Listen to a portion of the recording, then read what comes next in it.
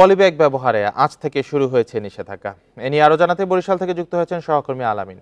আলামিন, সুপার শপে পলিব্যাগ ব্যবহার নিষিদ্ধ হয়েছে, শিক্ষার্থীরাও তদারকিতে থাকবেন, তো কি অবস্থা দেখছেন বরিশালে? জি, সকালেই আমরা কিন্তু এই সুপার শপে এসেছি, আসলে স্বপ্ন সুপার শপ। এখানে আমরা আসার পরে যেটি দেখলাম যে তারা যেটি বলছেন যে এখানে পলিথিন ব্যাগ তারা ইতিমধ্যে নিষিদ্ধ করেছেন এবং তারা কিন্তু তাদের যে মাইকিং ব্যবস্থা রয়েছে সেই মাইকিং এর মাধ্যমে কিন্তু তারা সেটি প্রচার করে যাচ্ছেন। এবং আমরা জানতে চেয়েছিলাম আসলে পলিথিন ব্যাগের বিকল্প তারা কি ব্যবহার করছে, সেই বিষয়টি কিন্তু তারা বলছেন যে আসলে ঢাকা থেকে তাদের যে কোম্পানির যে ব্যাগগুলো রয়েছে সেগুলো এখনো কিন্তু এই শোরুমগুলোতে এসে পৌঁছায়নি, যার ফলে কিন্তু তারা তাদের যে পণ্য বিক্রি সেটি কিন্তু এখন পর্যন্ত শুরু হয়নি। এবং তাদের যে যিনি ম্যানেজার রয়েছেন তিনি কিন্তু এগুলো সংগ্রহের জন্য গিয়েছেন এবং সেটি কিন্তু তিনি সংগ্রহ করছেন। এবং তারা যেটি বলছেন যে আসলে তারা নির্দেশনা পাওয়ার পর থেকে কিন্তু এই ব্যাগগুলোর ব্যবহার কিন্তু একদমই বন্ধ করে দিয়েছেন এবং অন্যান্য যে তাদের লেখা যে ব্যাগগুলো ছিল, কোম্পানির যে ব্যাগগুলো ছিল সেই ব্যাগগুলো কিন্তু তারা বন্ধ করেছেন।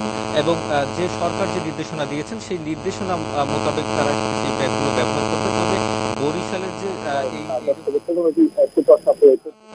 10 থেকে 15টি সুপার শপে পলিথিন ব্যাগ নিষিদ্ধের বিষয়ে জানাচ্ছিলেন বরিশাল থেকে সহকর্মী আলামিন।